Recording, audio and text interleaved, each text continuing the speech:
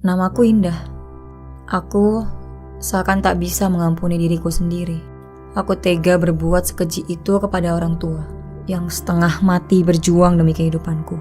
Berjuang agar hidupku bisa selayak anak lain. Tapi apa yang aku berikan kepada ayah? Bentakan, cemoohan, kedurhakaan. Ayah, apakah di sana ayah bisa mendengarku?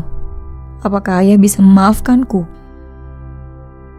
Ayah adalah seorang penjual air bersih yang diambilnya dari gunung. Aku tahu penghasilannya tak pernah cukup untuk memenuhi kebutuhanku.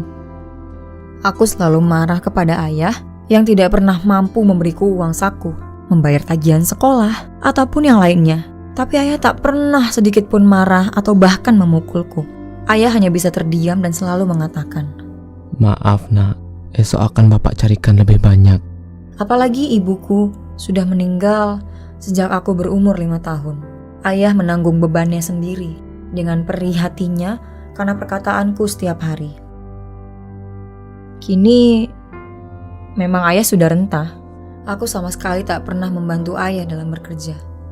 Aku hanya bisa meminta dan menuntut banyak kepada ayah. "Yah, aku ingin tas baru. Tasku sudah rusak." "Sabarlah nak, bapak semakin hari semakin tua. Bapak tak bisa memberimu banyak." "Sudah pasti ayah bilang begitu. Seharusnya aku tidak pernah minta kepada ayah. Aku benci," kataku sambil pergi ke kamar dan mengunci pintu. Aku menangis. Dan ayah tak tega mendengarku. Ayah menjual sepatu satu-satunya yang ia gunakan untuk menaiki gunung, hanya untuk membelikanku tas baru. Kadang hatiku terluluh melihat ayah. Tapi perasaan kesalku juga tak kalah besar. Kadang aku merasa malu memiliki ayah seperti ayahku.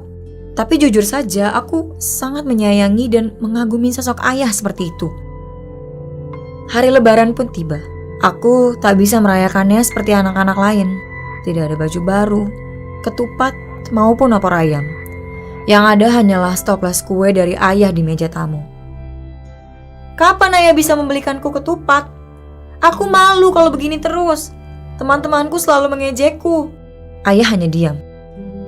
Dan meneteslah air mata mulianya. Aku semakin kesal kepada ayah. Saat ayah bilang, ia terkena penyakit paru-paru. Ayah masuk rumah sakit. Dan aku yang mencari uang. Aku benci ayah, aku benci.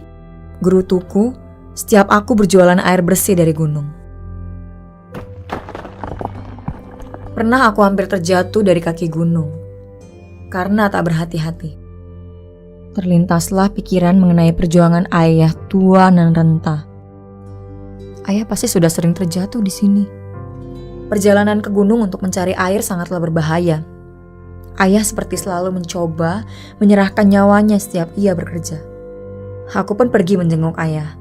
Aku ingin meminta maaf kepada ayah atas tingkah lakuku selama ini. Tapi sudah terlambat.